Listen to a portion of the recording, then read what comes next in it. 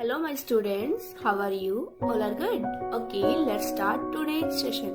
Today's session on the topic of CMA Foundation. In this video I am going to talk everything about CMA Foundation. ठीक है, तो सबसे पहले हमारे mind में ये आता है कि CMA फाउंडेशन के अंदर एक बच्चा कितने अटेम्प्ट्स दे सकता है। तो हम बात करें कि एक बच्चा CMA फाउंडेशन के एक साल के अंदर 2 अटेम्प्ट्स दे सकता है। तो अगर हम बात करें कि इसका जो लेवल जो होता है वो इजी होता है, मॉडरेट होता है या डिफिकल्ट होता है, तो इसकी अगर बात करें तो इसका जो फाउंडेशन वाला जो है वो बहुत ही इजी होता है। ठीक है, अब बात करते हैं बेटा हम इसमें कि कितने पेपर्स इंक्लूड होते हैं। तो CMA फाउंडेशन के अंदर बेटा मेनली 4 पेपर्स इंक्लूड होते हैं। तो फर्स्ट पेपर में हमारा आता है अकाउंटिंग एंड कॉस्टिंग।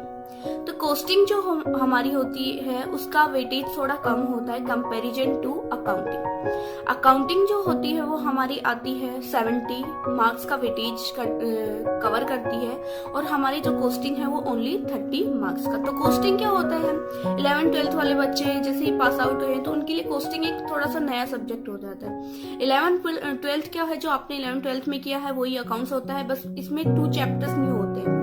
एक तो consignment and other chapter is bills of exchange, जो 11th-12th में नहीं है, पहले था बट बिल्स ऑफ एक्सचेंज को कट कर दिया गया था की बार। ठीक है, अब नेक्स्ट पेपर की बात करें बेटा तो उसको बोलते हैं हम इकोनॉमिक्स एंड मैनेजमेंट। तो फिर से क्या है, हमारा जो इकोनॉमिक्स है वो कंटेन करता है 70 और मैनेजमेंट है वो कंटेन करता है 30 मार्क्स।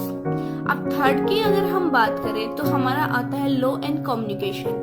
तो हमारा जो लॉ है वो कंटेन करता है 80 मार्क्स एंड जो कम्युनिकेशन है वो कंटेन करता है ओनली 20 मार्क्स। अब यहाँ पे क्या होता है, लॉ बच्चों के लिए एकदम नया हो जाता है, तो बच्चों को लगता है कि हम लॉ कर पाएंगे या नहीं कर पाएंगे। देखो इसमें क्या होता है, कुछ सेक्शंस बेटा याद करने होते हैं, इनको लाइन टू लाइन थोड़ा सा अच्छे से करना होता है। फिर फोर्थ पेपर की अगर बात करें तो वो होता है बेटा मैथ्स एंड स्टैटिक्स। तो सब बच्चे ये सोचते हैं कि मैथ्स का लेवल हार्ड होगा, लेकिन मैथ्स का लेवल हार्ड नहीं है, एकदम मॉडरेट लेवल होता है। और स्टेट जो आपने 11th-12th में कवर करी थी वही आपको स्टेट मिलेगी। ठीक है, अब हम बात करें बेटा ये चारों के चारों जो पेपर हैं ये कितना मार्क्स कंटेन करते हैं। तो इसमें क्या कंटेन करते हैं बेटा, ईच पेपर जो आता है आपका 100 मार्क्स का होता है।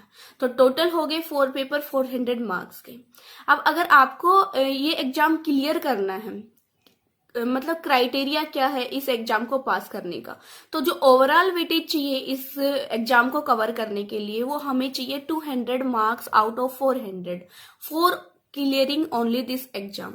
ठीक है, अब देखो अगर जिस बच्चे के 200 मार्क्स आ रहे हैं आउट ऑफ 400 तो इसका मतलब ये है कि उस बच्चे ने वो कवर कर लिया। लेकिन एक बात और ध्यान रखनी है यहाँ पे कि जो इंडिविजुअल हर सब्जेक्ट का स्कोर है वो हर बच्चे का 40% ईच सब्जेक्ट, मतलब आउट ऑफ 100 40 नंबर होने चाहिए इस एग्जाम को क्लियर करने के लिए।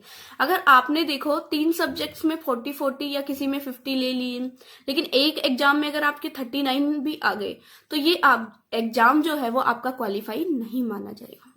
तो इसमें क्राइटेरिया क्या है बेटा, ओवरऑल जो है वो आपका 50% होना चाहिए और इंडिविजुअल अगर सब्जेक्ट की बात करें तो आपका जो कवर होना चाहिए वो 40%। ठीक है, टोटली 50% है लेकिन इंडिविजुअल सब्जेक्ट वाइज कितना है 40%। ये तो हमने बात कर ली बेटा अबाउट एग्जाम।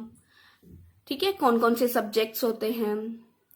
तो आज अब हम नेक्स्ट वीडियो में क्या बात करेंगे बेटा कि how to register for CMA foundation. ठीक है, दैट थैंक्स यू, बाय।